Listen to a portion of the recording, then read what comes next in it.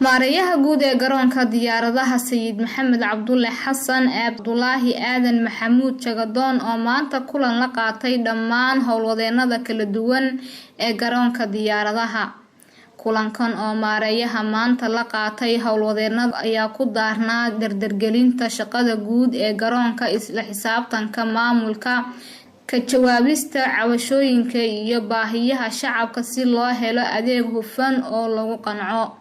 Sidoo kale Cabdullaahi Aadan Maxamuud Jagadoon maareeyaha garoonka diyaaradaha Kismaayo ayaa digniin adag u diray shirkadaha diyaaradaha, isla markaana amar ku bixiyay in qiimaha tigidhka diyaaradaha laga dhigo mid ay shacabku awoodaan.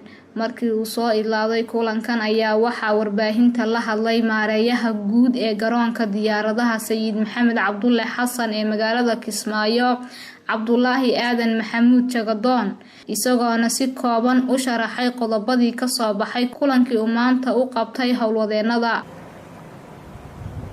Iyadoo laga duulayo hadafka ah hayeynta iyo horumarinta adeegyada bulsho ee garoonka, joogteynta isla xisaabtanka maamul, ka jawaabista cabashooyinka iyo baahiyaha shacabka u adeegyo, isla markaana laga hortagayo habacsanaan kasta oo ku timaada adeegyada bulsho ee garoonka. Haddaba waxaan farayaa dhammaan shirkadaha diyaaradaha ee ka howlgala garoonka diyaaradaha ee Sayid Maxamed Cabdulle kow in aan la aqbali karin in shirkadaha diyaaradaha ay samaystaan jadwal u gaar ah kaasoo ujeedkiisu u yahay kow in lagu dhibaateeyo shacabka qiimaha tikidhka diyaaradda, isla markaana lagu xadido duulimaadyada diyaaradaha ee garoonka. Sidoo kale shirkaduhu ay sare u qaadaan macaashka ay ka helaan tikidhka diyaaradaha. In shirkad walbo oo diyaaradeed ay u fasaxan tahay garoonka maalin walbo iyo saacad walbo mar haddii ay heli karto rakaab ay qaado diyaaradda. saddex in qiimaha tikidhka diyaaradeed ee Kismaayo iyo Muqdisho uusan dhaafi karin $100 ilaa ma ay jirto marxalad gaar ah oo ay dowladdu og tahay.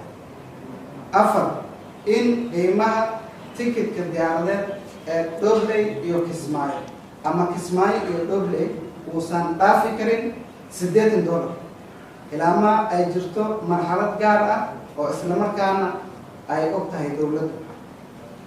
shan in shirkad walba oo diyaaradeed ay shaqaaleyso qof Soomaali ah oo ka shaqeeya gudaha diyaaradda, taasoo macnaheedu ay tahay in muwaadinka Soomaaliyeed ay heli karaan qof cabashadooda ka jawaabi kara xilliyada ay ku jiraan duulimaadyada hawada sare.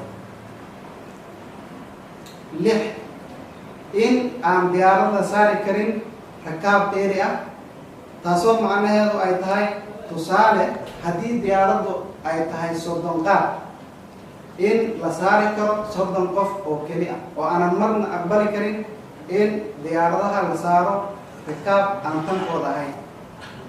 8 in dhammaan shaqaalaha iyo maamulka shirkadaha diyaaradaha xilliyada ay soo galayaan garoonka ay xirtaan kaararkooda aqoonsiga ah iyo labiskooda shaqo, taasoo macnaheedu ay tahay in qof aan xirneen kaarkiisa aqoonsiga ah iyo labiskiisa shaqo uusan soo gali karin gebi ahaanba garoonka diyaaradaha.